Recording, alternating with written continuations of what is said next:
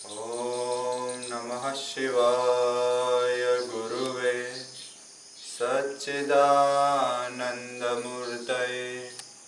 नमस्तस्मै नमस्तस्मै नमस्तस्मै नमो नमः। ॐ पूर्णमदः पूर्णमिदं पूर्णात् पूर्णमुदच्यते पूर्णस्य पूर्णमादाय पूर्णमेवावशिष्यते। ॐ असतो मा सद्गमय तमसो मा ज्योतिर्गमय मृत्योर्मा अमृतं गमय। ॐ सहना भवतु सहनौ भुनक्तु सह वीर्यं करवावहै तेजस्विनावधीतमस्तु मा विद्विषावहै।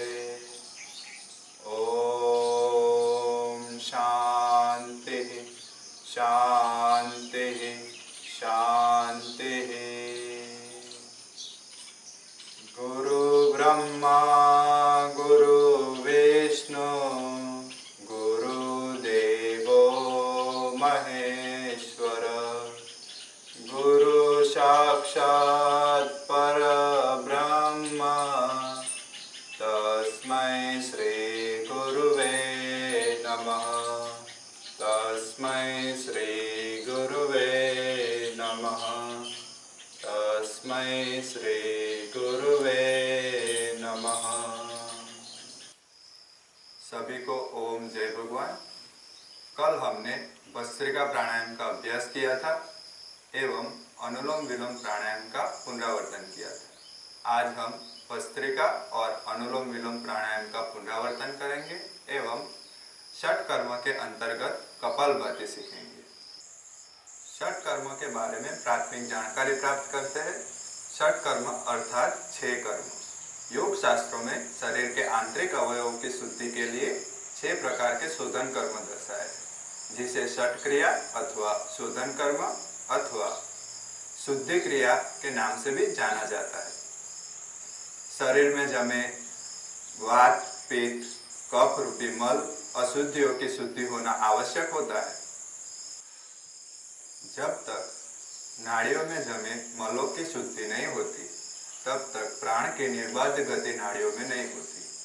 कपालभाति त्राटक नेति धोती नवली बस्ती आदि 6 कर्मों को षट कर्मों के नाम से जाना जाता है। अब हम अभ्यास शुरू करेंगे। योगाभ्यास से पूर्व आंतें खाली होनी चाहिए, जमीन पर आसन बिछाया हुआ होना चाहिए। सर्वप्रथम अनुकूल आसन का चयन कर ले। भगवत गीता में कहा है समकाया शिरोग्रीवा, यानी कि सर गर्दन और शरीर एक सीधी रेखा में रहे, ऐसे सीधे टटार बैठेंगे। आंखें बंद कर ले। मन शांत और प्रसन्न हो, चेहरे पर कोई तनाव ना हो, शरीर आगे या पीछे झुका हुआ ना हो एवं अकड़ा हुआ भी ना हो। सहज श्वसन करेंगे। धीरे धीरे 2-3 बार दीर्घ श्वसन करें। दीर्घ पूरक कर धीरे धीरे रेचक करें। अब हम अनुलोम विलोम प्राणायाम का एक आवर्तन करेंगे। दाहिने हाथ से प्रणव मुद्रा बनाकर नाक पर स्थापित करें। हमने सीखा था अनुलोम विलोम प्राणायाम कैसे करते हैं। बाएं नासिका से धीरे धीरे पूरक करें। पूरक हो सके उतना लंबा होना चाहिए। आंतर कुंभक करें। प्रयास करें कि कुंभक लंबा हो। धीरे धीरे रेचक करें। रेचक भी लंबा होना चाहिए।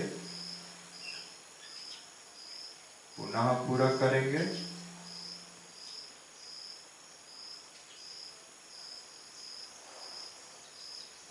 यथा क्षमता आंतर कुंभक करें।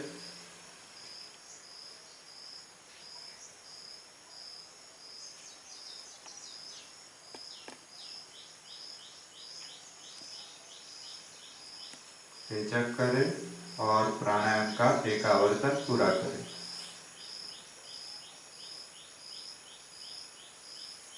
हमें प्रयत्न करना है कि हमारे श्वास की आवाज इतनी धीरे हो कि अपने आप को भी ना सुनाई दे, क्योंकि जब हम प्राणायाम का अभ्यास ज्यादा देर तक करेंगे तब थकान कम होगी। यदि प्राणायाम के वक्त हमारा गला सूख रहा है तो हम प्राणायाम गलत कर रहे हैं, इसलिए हमें यह सावधानी रखनी है। अब हम भस्त्रिका प्राणायाम के 2 आवर्तन करेंगे। यदि शरीर झुक गया हो तो पुनः सीधे कटार बैठ जाए। दोनों हथेलियों को घुटनों पर स्थापित करें। दोनों नासिका के माध्यम से शीघ्रता एवं लयबद्ध मध्यम गति से पूरक और रेचक करें।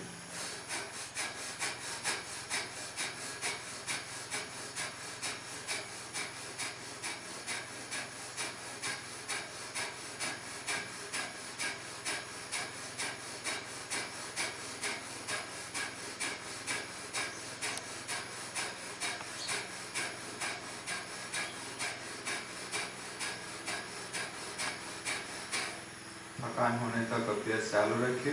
अंत में आखिरी रेचक के बाद दाहिनी नासिका से पूरक करें। अंतर कुंभक करें। जितना ज्यादा अच्छे से पूरक और रेचक का अभ्यास करेंगे उतना ही ज्यादा अच्छे से हम आंतर कुंभक कर सकेंगे। भस्त्रिका प्राणायाम में हम ज्यादा लंबा आंतर कुंभक कर सकते हैं।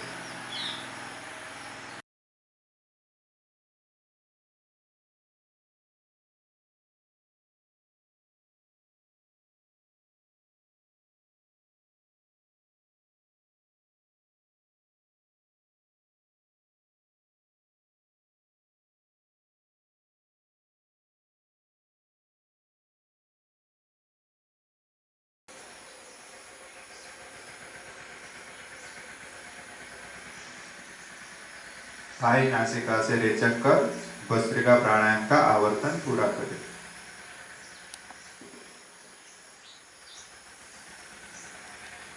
एक बार फिर भस्त्रिका प्राणायाम का आवर्तन करेंगे।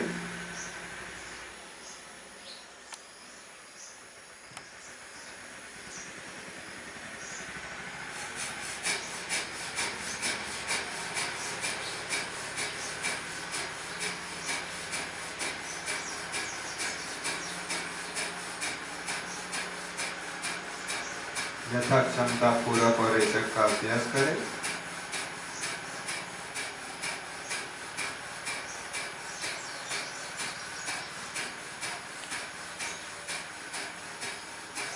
अंतिम रेचक के बाद दाहिनी नासिका से पूरक करें।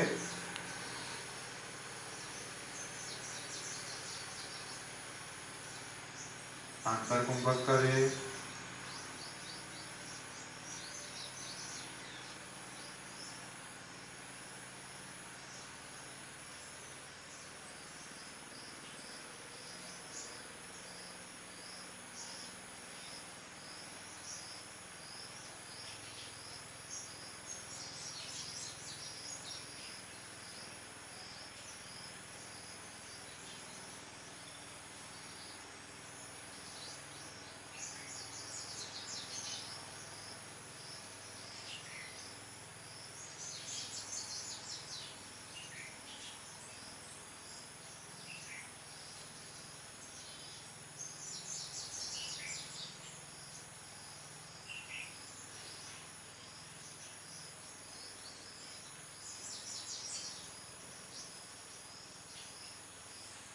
रेचक करके भस्त्रिका प्राणायाम संपन्न करें। धीरे धीरे सामान्य स्थिति में आ जाए। अब हम कपालभाति सीखेंगे। कपालभाति प्रक्रिया भस्त्रिका की प्रक्रिया से काफी मिलती जुलती है, फिर भी उसकी विधि एवं फायदे भिन्न है। कपालभाति शब्द कपाल और भाति दो शब्द मिलकर बनता है, जिसका अर्थ होता है मस्तक को चमकाना अथवा प्रकाशित करना। एक बार हम देख लेंगे कि कपालभाति का अभ्यास कैसे करते हैं। प्रथम दीर्घ पूरक कर दोनों नासिका से लयबद्ध मध्यम गति से रेचक करना है। पुनः पूरक नहीं करना है। भस्त्रिका में पूरक और रेचक समान गति से करते हैं, जबकि कपालभाति में प्रथम पूरक के बाद थकान होने तक केवल रेचक करना है। दो रेचक के बीच में स्वतः स्वल्प प्रमाण में पूरक हो जाएगा। हमें स्वयं पूरक नहीं करना है। यह प्रक्रिया के दौरान पेट की दीवार लयबद्ध सहज अंदर बाहर होगी। शुरुआत में कपालभाति का अभ्यास 20 से 30 रेचक तक करें, जिसका अभ्यास बढ़ाते 120 अथवा क्षमता अनुसार किया जा सकता है। इस प्रकार हम कपालभाति के 3 आवर्तन करेंगे और प्रत्येक आवर्तन के बाद थोड़े क्षणों के लिए विश्राम करेंगे। पहला आवर्तन शुरू करते हैं। सीधे कटार बैठ जाइए। दोनों हथेलियां घुटनों पर रखें, जिससे कोहनियां सीधी, पेट तथा फेफड़े खींचे हुए रहेंगे। आंखें बंद कर लें। दोनों नासिका से लयबद्ध तीव्र मध्यम गति से रेचक करेंगे।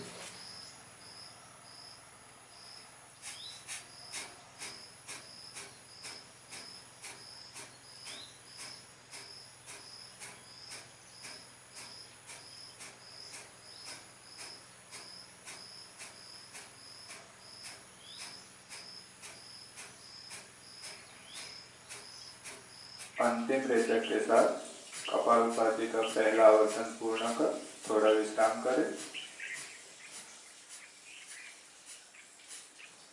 अभ्यास के दौरान चक्कर आए, घबराहट हो तो अभ्यास तुरंत बंद कर दे। उच्च रक्तचाप, हर्निया, हृदय रोग के दर्दी कपालभाति का अभ्यास ना करें। दमा के दौरे के दौरान कपालभाति का अभ्यास ना करें। अब हम दूसरा आवर्तन करेंगे। दोनों नासिका से लयबद्ध मध्यम गति से रेचक करेंगे।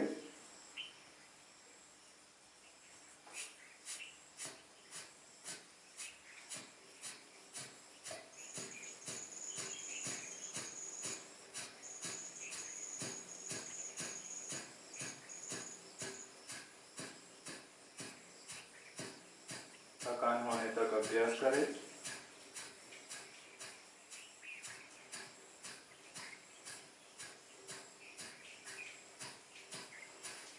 अंतिम रेचक की प्रक्रिया पूर्ण कर थोड़ा विश्राम करें।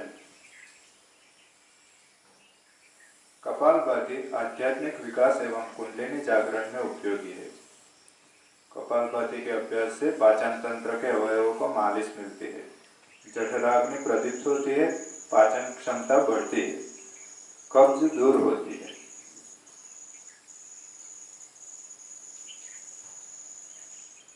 अब हम तीसरा और आखिरी आवर्तन करेंगे। सीधे कटार हो जाइए। अगर झुक गए हो तो दोनों नासिका से लयबद्ध मध्यम गति से रेचक करें।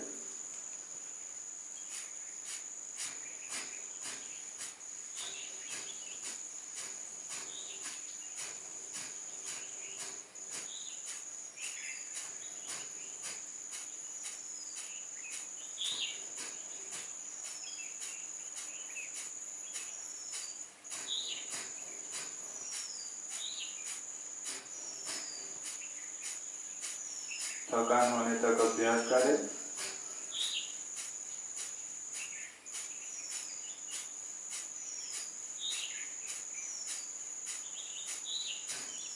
अंतिम रेचक की प्रक्रिया पूर्ण कर थोड़ा विश्राम करें।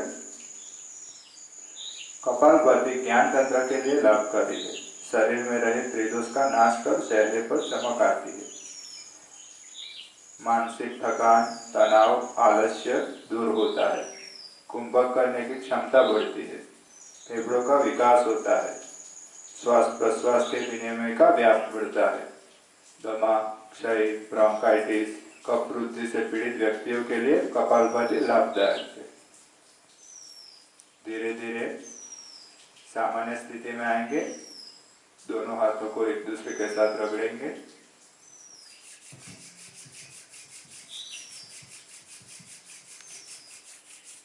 आंखों के ऊपर रखें। धीरे धीरे आंखें खोलेंगे।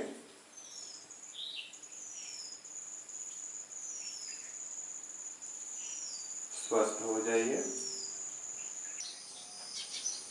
सभी को ओम जय भगवान। कल हमने उत्कटासन, गौमुखासन, सुप्त पवन मुक्तासन, सर्पासन,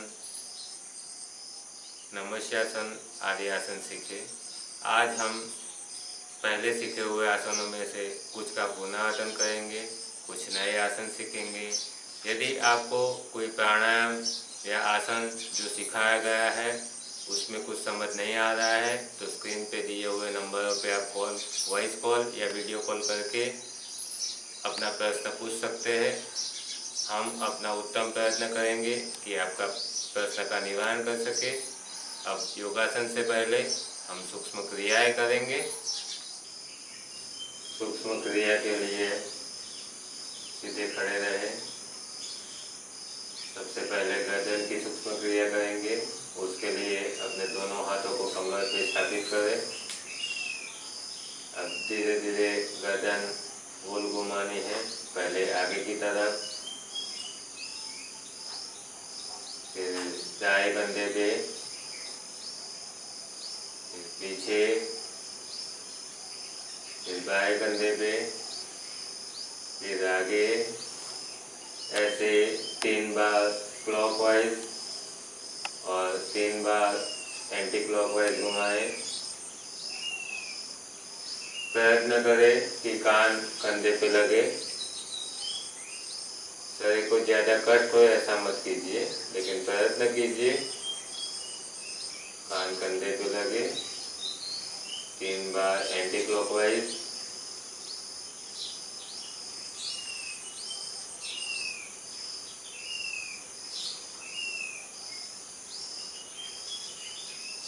धीरे से मूल स्थिति में वापस आए। अब अपने दोनों हाथों को सामने की तरफ कंधे के समांतर फैलाए। हथेली आकाश की दिशा में।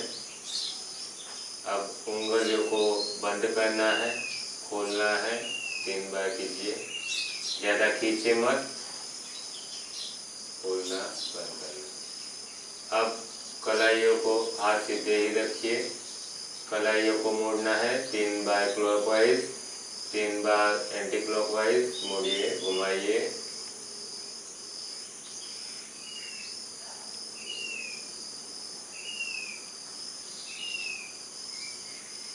हाथ सीधे ही रखिएगा। अब कोहनी से मोड़ के दोनों हाथों को कंधों को छूना है उंगलियों से 3 बार। बहुत अच्छा। हाथ सीधा करिए, मूल स्थिति में वापस आइए। अब हम कंधे की एक्सरसाइज करेंगे। बाएं बाएं से एक हाथ को घुमाना है। आगे से पीछे घुमाइए। 3 बार क्लॉकवाइज, 3 बार एंटी क्लॉकवाइज।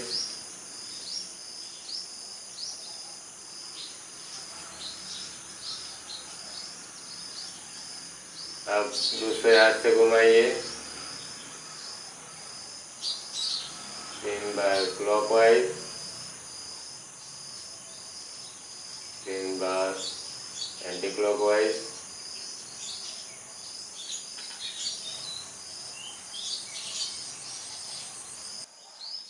अब हम कमर की सूक्ष्म क्रिया करेंगे। उसके लिए पैर एक पीठ फैलाए, दोनों हाथ कंधे के समांतर फैलाए। पहले दाईं ओर मुड़ेंगे, जितना हो सके पीछे जाएंगे, हाथ सीधे रहे। फिर वापस मूल स्थिति में आएंगे, फिर बाईं ओर मुड़ेंगे, वापस मूल स्थिति में। ऐसा दोनों तरफ और दो बार करिए। दाएं बाएं, हो सके इतना आपको पीछे की तरफ मुड़ना है।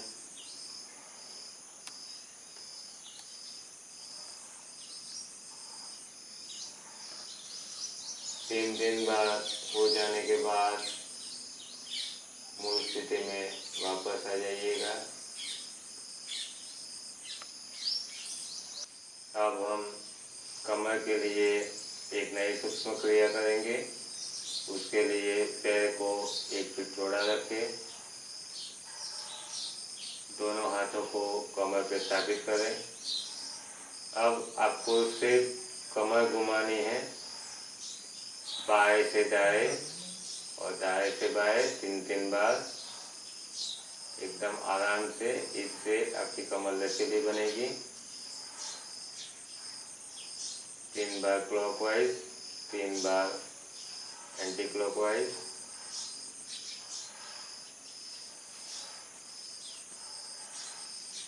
अब हम घुटनों की एक्सरसाइज करेंगे। दोनों पैरों को बारी बारी 90 डिग्री के कोण पे उठाना है। शुरू करेंगे।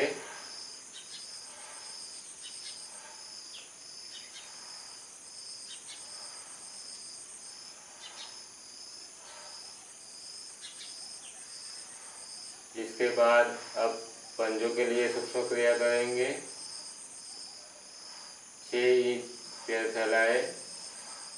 अब धीरे से अपने पंजों पे आए, संतुलन बनाए रखें। वापस मूल स्थिति में, फिर से पंजों पे आए, वापस मूल स्थिति में, फिर से पंजों पे आए, वापस मूल स्थिति में आए। अब हम आगे किए हुए कुछ आसनों का पुनरावर्तन करेंगे, साथ में नए आसन भी सीखेंगे। तो हम सबसे पहले करेंगे अर्ध पद्मासन। इसके लिए अब आसन पे बैठ जाइए। आसन के लिए दोनों पैर सीधे फैलाए, बाएं पैर की एड़ी को दाहिने नितंब के नीचे रखें और दाहिने पैर की एड़ी को बाएं पेड़ को दबाते हुए बाएं जंघा के मूल पर रखें। दोनों हथेलियों को घुटनों पर स्थापित करें, ज्ञान मुद्रा बनाएं। ये आसन हमने योग प्रशिक्षण के पहले ही दिन सीखा था। अब इसका पूर्ण आसन सीखेंगे। मूल स्थिति में वापस आए,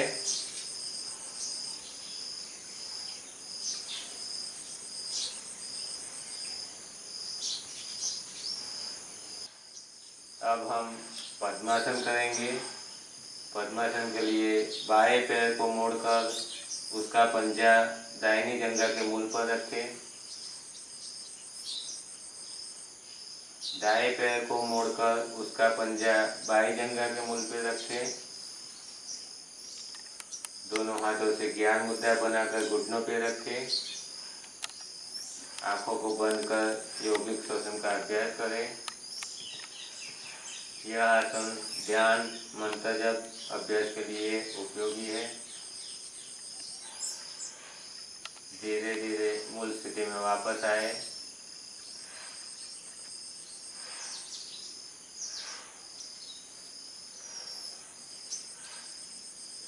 इस आसन का दूसरा आवर्तन करेंगे। पैर बदल के दाहिने पैर को मोड़कर उसका पंजा बाएं जंघा के मूल पर रखें। बाएं पैर को मोड़कर उसका पंजा दाहिनी जंघा के मूल पर रखें। दोनों हाथों से ज्ञान मुद्रा बनाकर घुटनों पर रखें। आंखों को बंद कर यौगिक श्वसन का अभ्यास करें।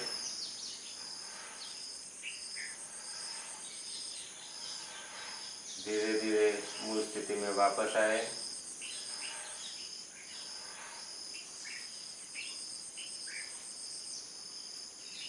अब एक बार और करेंगे। यह आसन करने में ज़्यादा कष्ट हो तो थोड़ा पैर नीचे रखेंगे चलेगा। पहले अर्ध पद्मासन की प्रैक्टिस पूरी करें दोनों पैरों को बारी बारी से, फिर आप पद्मासन का प्रयत्न करें। अब धीरे धीरे वापस मूल स्थिति में आएंगे।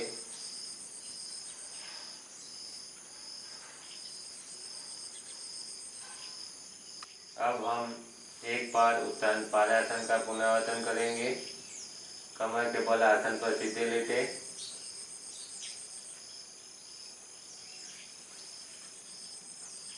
दोनों हथेलियां जमीन पर उल्टी स्थापित करें। ऊरक कर अंतर कुंभक में बाएं पैर को सीधा 45 डिग्री कोण तक ऊपर उठाएं।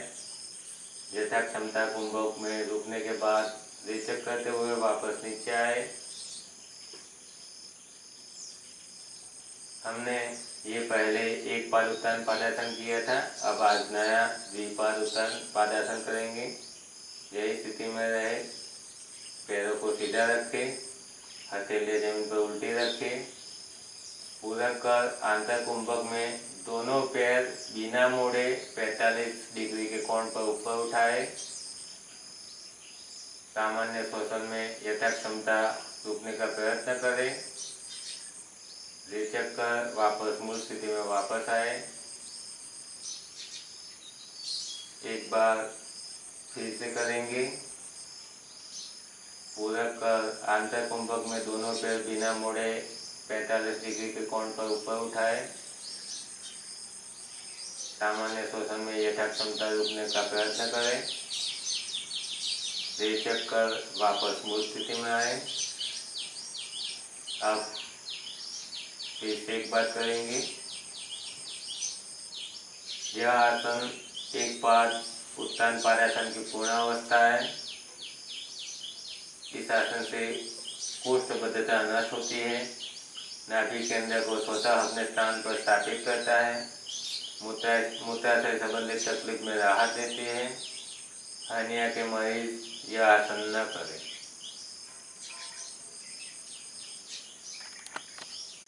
अब हम एक पाद शल्भासन करेंगे। शल्भासन के लिए पेट के बल लेटे,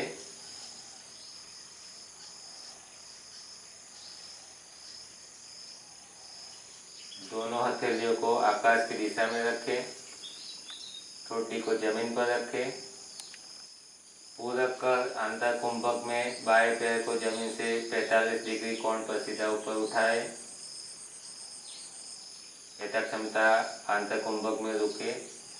रेचक कर पुनः मूल स्थिति में आए। अब हम इसी का एक रूप द्विपाद शल्भासन सीखेंगे। इसके लिए दोनों हाथों की हथेलियों को दोनों जंघा के नीचे स्थापित करें। थोड़ी जमीन पर ही रखें। पूरक कर आंतर कुंभक में दोनों पैरों को एक साथ जमीन से ऊपर उठाएं। दोनों घुटने सीधे रखिए। रेचक करते हुए वापस पूर्व स्थिति में आए।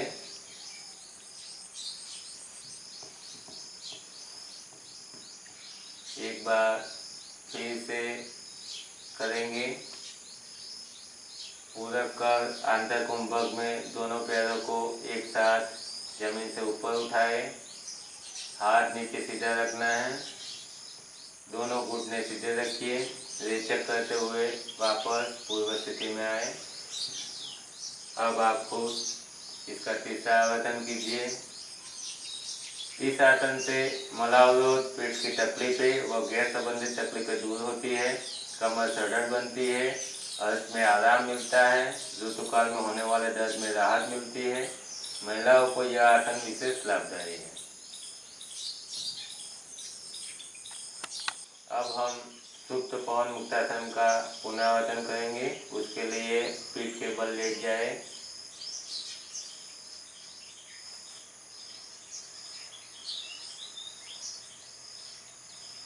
पूरक करते हुए दोनों पैर को घुटने से मोड़कर सीने के पास लाए।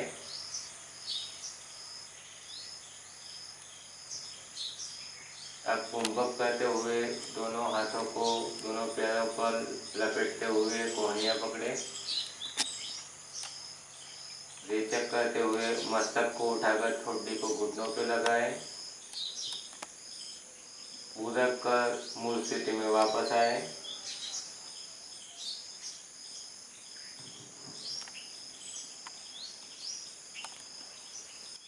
अब हम गौमुखासन की प्रैक्टिस करेंगे। दोनों पैरों को आगे की तरफ फैलाए। बाएं पैर को मोड़कर उसकी एड़ी दाएं नितंब के नीचे रखें। दाहिने पैर को मोड़कर उसकी एड़ी बाएं पैर के बाहर जंघा के साथ लगी रहे उस तरह रखें। दोनों हाथ घुटनों पे रखें। पूरक करते हुए दायां हाथ उठाकर मस्तक के पीछे ले जाए। बायां हाथ कमर की पीछे से ले जाए। दोनों हाथ की उंगलियों को एक दूसरे से पकड़े। मस्तक, गर्दन तथा पीठ सीधी रखें। ये हुआ गौमुखासन। अब एक नया आसन सीखेंगे जिसका नाम है उष्ट्रासन।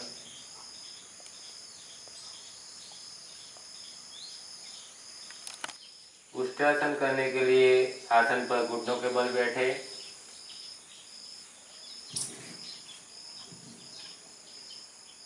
पंजे जमीन पर एवं एड़ी नितंब के नीचे रखें। पंजों व घुटनों के बीच समान अंतर रखें। बाएं हाथ से बाईं एड़ी और दाहिने हाथ से दाहिनी एड़ी को पकड़े। पूरक करते हुए घुटनों व पंजों पर शरीर का भार समान रूप से विभाजित कर नितंब को एड़ियों से ऊपर उठाकर गर्दन को पीछे की तरफ झुकाए, जिससे शरीर का आकार कमान की भांति बन जाए। आंतर कुंभक में यथाक्षमता टिके रहे। रेचक करते हुए पुनः वापस एड़ियों पर बैठे।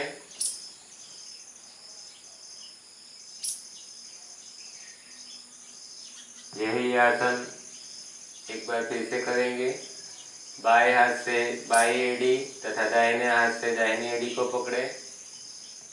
पूरक करते हुए घुटनों व पंजों पर शरीर का भार समान रूप से विभाजित कर नितंब को एड़ियों से ऊपर उठाकर गर्दन को पीछे की तरफ झुकाए। आंतर कुंभक में यथाक्षमता टिके रहे। रेचक करते हुए पुनः वापस एड़ियों पर बैठे। अब एक बार फिर से आवर्तन करेंगे।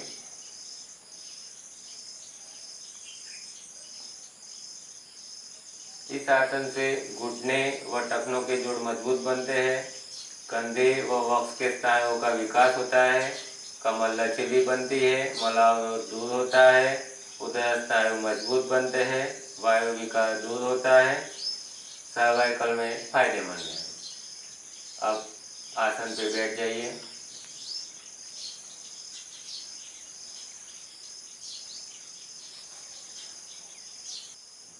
अब हम ऊर्ध्व नमस्कार आसन सीखेंगे।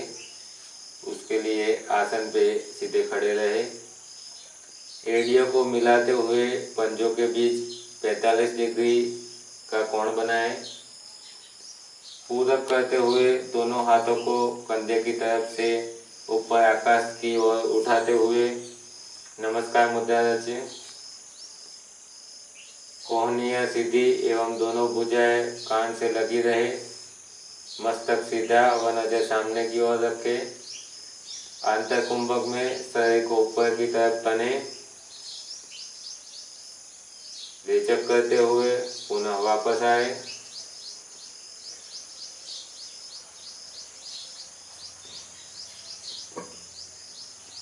फिर से एक बार करेंगे। पूरक करते हुए दोनों हाथों को कंधों की तरफ से ऊपर उठाए और नमस्कार मुद्रा रचे। कोण या सीधी हम दोनों भुजा कान से लगी रहे। मस्तक सीधा व नजर सामने की ओर रखे। आंतर कुंभक में शरीर को ऊपर की तरफ खींचे। रेचक करते हुए पुनः वापस आए। अब एक बार और आवर्तन करेंगे।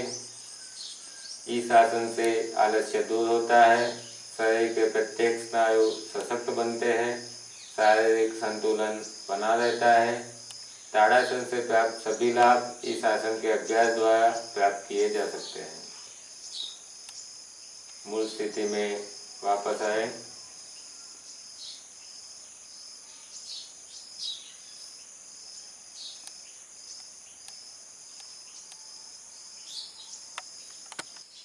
अब हम सर्पासन का पुनरावर्तन करेंगे। आसन के लिए आसन पर पेट के बल लेटे।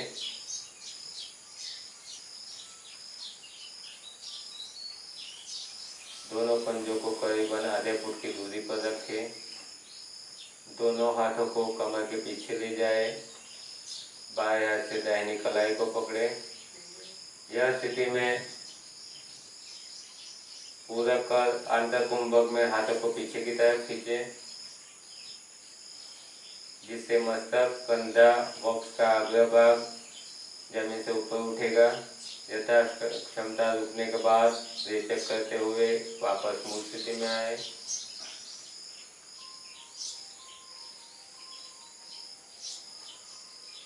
आसन पे बैठ जाइए। अब हम एक नया आसन सीखेंगे जिसका नाम है विकसित कमलासन।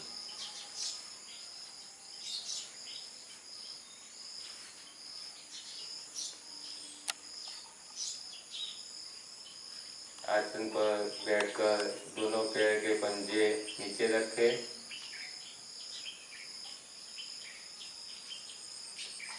दोनों हाथों को घुटनों के नीचे से कोहनी तक बाहर निकालें। अब श्वास भरते हुए पंजों को उठाकर दोनों हथेलियों को खिले हुए कमल की भांति फैलाएं। चेहरे पर प्रसन्नता लाए। धीरे धीरे पंजों को नीचे रखकर मूल स्थिति में आए।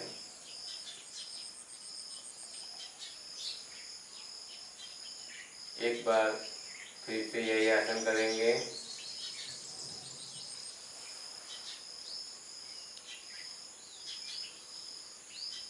आसन पर बैठकर दोनों पैर के पंजे नीचे रखें।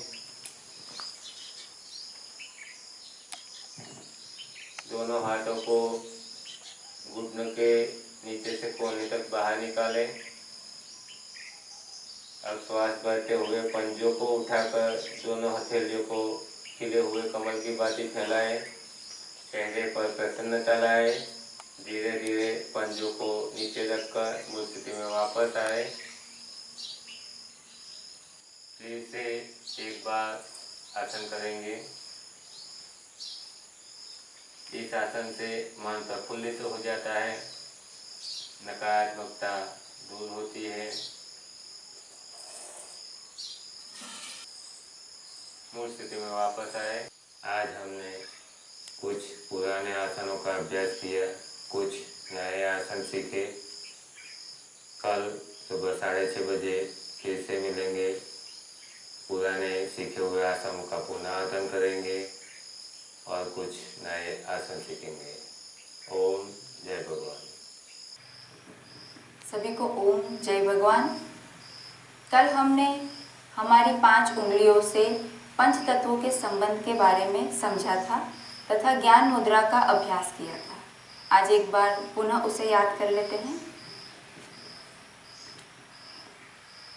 अनामिका उंगली पृथ्वी तत्व का प्रतिनिधित्व करती है, कनिष्ठिका जल तत्व का, अंगुष्ठ अग्नि तत्व का, तर्जनी वायु तत्व का तथा मध्यमा आकाश तत्व का प्रतिनिधित्व करती है। कल हमने जो ज्ञान मुद्रा सीखी थी, एक बार आज पुनः उसे याद कर लेते हैं।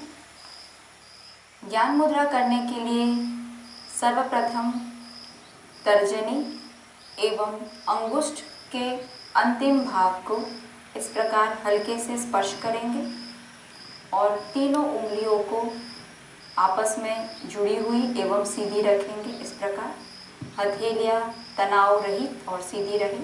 दूसरे हाथ से भी इसी प्रकार ज्ञान मुद्रा बनाएंगे। तर्जनी और अंगुष्ठ के अंतिम भाग को हल्के से स्पर्श करें। तीनों उंगलियों को सीधी रखें, एक दूसरे से लगी हुई, इस प्रकार। अब इस मुद्रा को हल्के से दोनों घुटनों पर स्थापित करेंगे। मस्तिष्क, ग्रीवा और कमर के भाग को सीधा रखें। शरीर एक सीधी रेखा में। अपनी आंखें बंद कर ले। चेहरे को तनाव मुक्त रखें। पूरा ध्यान सांसों के आवागमन पर रखें।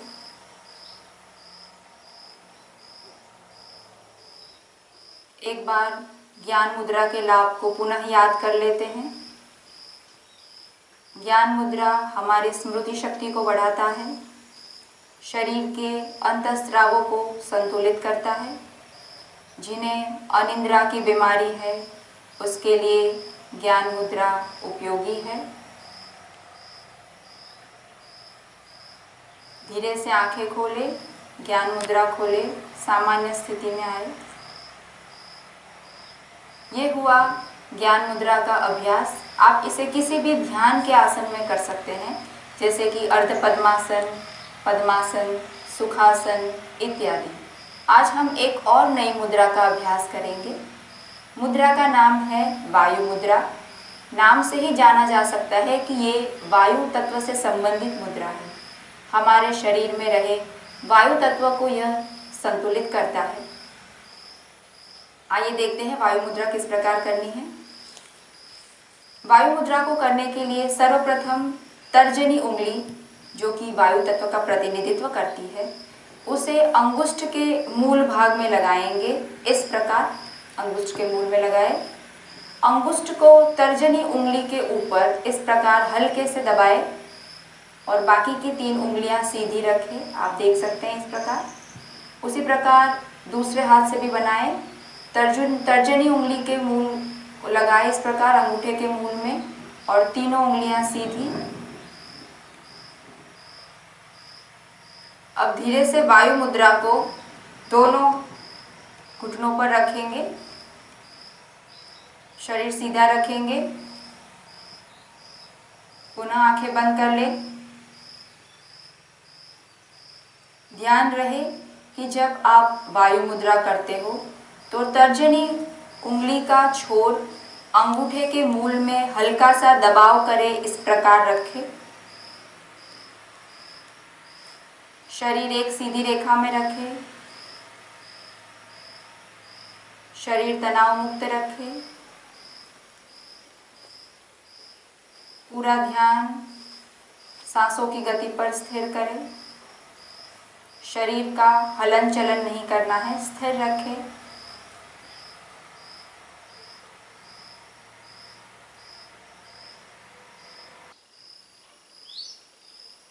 जिन्हें गैस संबंधित समस्या है, भोजन ठीक से हजम नहीं होता है या भोजन के बाद एसिडिटी या खट्टी डकारें आती है, वह लोग भोजन के बाद वज्रासन बनाए और उसके साथ वायु मुद्रा का प्रयोग करें।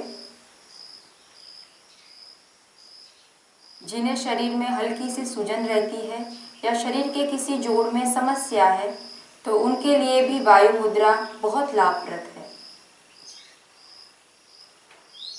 अब धीरे से वायु मुद्रा को खोलेंगे। आंखें बंद रखिए। दोनों हथेलियों को धीरे से आपस में रगड़ेंगे। हथेलियों को धीरे से आंखों के ऊपर रखें।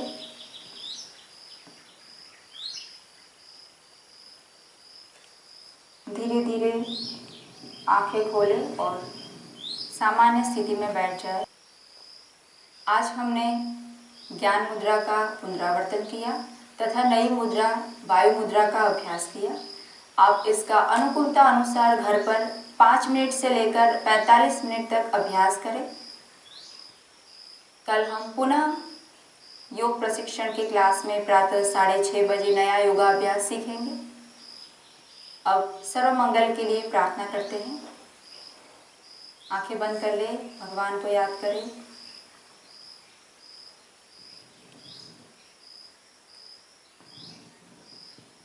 ओम सर्वेत्र सुखिनः सन्तु, सर्वे सन्तु निरामयाः, सर्वे भद्राणि पश्यन्तु, मा कश्चित् दुःखमाप्नुयात्। ओम शांति शांति शांति। सभी को ओम जय भगवान।